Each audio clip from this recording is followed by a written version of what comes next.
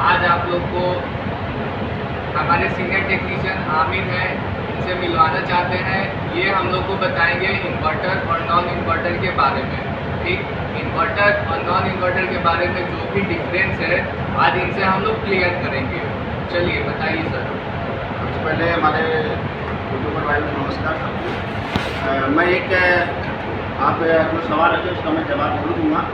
Sir ये क्या है कि इसमें नॉन इन्वर्टर जो एसी है हमारा जी, वो क्या है कि ये स्टार्टिंग जैसे दो टन का मशीन पकड़ लेते हैं, स्प्लिट 2 टन का है, वो हमारा लमसम 10 एम्पियर ले लेता है। स्टार्टिंग एम्पियर 10 एम्पियर होता है, ठीक है। और वो क्या होगा, वो चलता रहता है। उसके बाद जैसे 24 टेम्परेचर है, उसके बाद 24 के बाद हमें 20 पे रखना है, तो वो 20 पे आएगा तो टेम्परेचर बंद हो जाएगा, उसका आउटडोर बंद हो जाएगा, कंप्रेसर भी बंद हो जाएगा, ठीक है। और इन्वर्टर में क्या है कि इन्वर्टर में ये पॉइंट है कि उसका कंप्रेसर चलेगा मगर वो बंद नहीं होगा।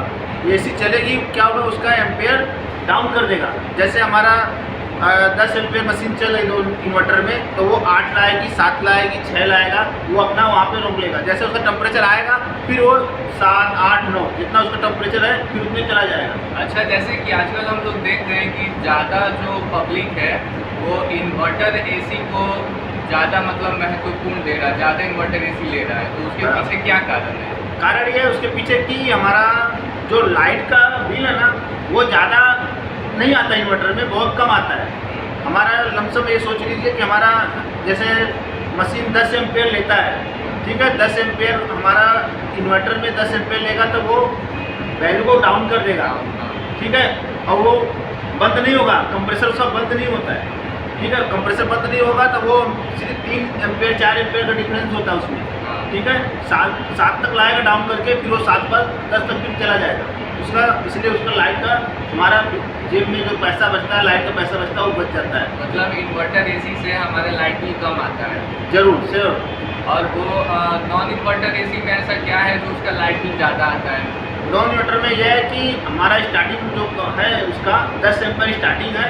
उसमें क्या है कि वो आपको मैं बताया 24 टेम्परेचर है, ठीक है। हमें 20 पे रखना है, तो वो 4 डिग्री का जो टेम्परेचर है वो आ जाता है, तो उसका क्या होगा, पूरा सिस्टम आउटडोर बंद हो जाता है। फिर जब वो स्टार्ट होता है तो वो सीधा 10 एम्पेयर भी स्टार्ट होता है। तो इसलिए क्या है कि उसका 10 पे 10 ही कंटिन्यू चलता रहता है एम्पेयर, इसलिए हमारा लाइट बिल। अच्छा, आपको एसी के फील्ड में काम करते हुए मैक्सिमम 30 से 40 साल हो गया, तो 30 से 40 साल में आपने कोई भी ऐसा केस देखा हो कि ये तो पॉसिबल ही नहीं था लेकिन फिर भी हो गया?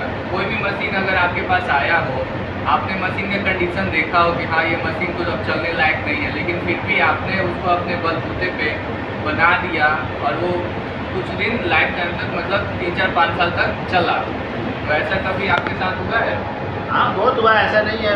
पार्टी बहुत ऐसी होती है हमारे जैसे, किसी के पास ज़्यादा मतलब इनकम नहीं होता है मशीन खरीदने के लिए, तो कहते हैं कि इसको रिपेयर करो, इसको मतलब चालू करो, तो उस हिसाब से कंडीशन हमें चालू करना, उस कंडीशन को देना पड़ता है, क्योंकि हर किसी के पास ज़रूरी नहीं कि हर कोई पर पैसा होता है, तो उसको उस कंडीशन हमें करके देना पड़ता है। चलिए, बहुत बहुत शुक्रिया, आप जानकारी दिए। सबको धन्यवाद।